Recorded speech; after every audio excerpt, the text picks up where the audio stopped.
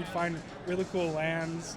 I think Demonic Hordes was one where it's like probably not competitive now, but like we thought that was such a cool card. Like you could tap and destroy a land, and we're like, that's so strong. What if a game could help you find your voice, your courage, your people? Roll Dogs explores how tabletop games like Dungeons & Dragons and Magic the Gathering are helping shy and introverted people build real, lasting friendships. We're exploring the stories behind the dice, how imaginary worlds create real-life connections and motivations. Join us as we make this film, meet the players, and discover how a game can change a life. Your party's waiting, so let's roll the dice. All right, guys, we're here with Ben at the 520 Card Show. What do you think of the event so far for the very first one? This has been amazing. I mean, this is my first time as a vendor, and just seeing the turnout has been incredible. So really, really happy to see it. Nice. And we were talking to Corbin, and you were saying that you got a game that you're debuting here or something like that? Yeah, so I've got a game that I've been designing on and off the last couple of years on the nights and weekends, and I'm finally at a point where I want to play test with people.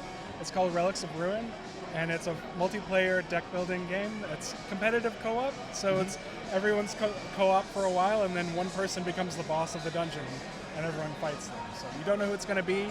But yeah, you're fighting, you're collecting treasure and crystals and fighting monsters until you have to fight each other. So it's a lot of Okay. fun. And did you get some inspiration from Pokemon or Magic or some card games like that towards this, or how did it come about? I mean, a lifetime of playing. There's definitely elements of games I love in it, and so this is an amalgam of a lot of things I like about a lot of different games. So board games like Dominion, TCGs like Magic, even like old like Final Fantasy RPGs, things like that. So there's elements of all of that inspiration mixed in. I think you can see it when you play it. Yeah. Okay. Which one's like your lean to? You lean more towards Magic or more towards the Pokemon? Probably closer to Magic. I mean, I've been playing Magic since about 1996. So favorite Planeswalker? Oh, favorite Planeswalker. That's a good one. I love to play Tezzeret, but if I'm talking characters, I think I get Venser. I think I know why he does what he does. Which one is it? Venser. Venser? Yeah. I don't think I know that. Which one's he from? So Venser, he showed, well, when I started playing it was Scars of Mirrodin. So Venser the Sojourner, but he had a blue card further back in the day. So he's been around, time traveling, jumping planes.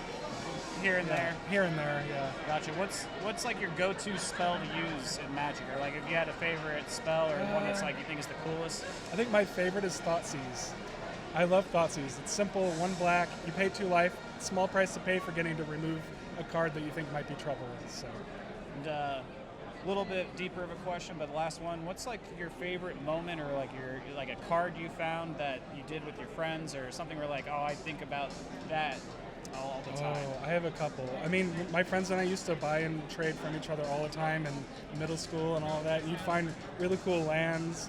I think Demonic Hordes was one where it's like probably not competitive now, but like we thought that was such a cool card. Like you could tap and destroy a land, and we're like, that's so strong. Nice. I think recently I found a Guru Island in my land box. I don't know where it came from, what I did to deserve this land, but that was like one of the more recent thrills. I was like, oh my gosh. Correct me if I'm wrong, but that's one that it's more collected because of the art on it? Exactly. I think it was from an old thing that they called the Guru program. You could sign up, I want to say it was in the 90s, you could sign up to teach people Magic, and they'd send you one of these random basic lands. That's that cool. had the old, and it had a copper, a foil set symbol on it. And I was like, what is this? And I had no idea what it was. I hadn't thought about the Guru program in ages, so it was a really fun find. Sometimes you don't know until you know. Just don't know. Well, thank you, Ben. I appreciate it. Best of luck with your game.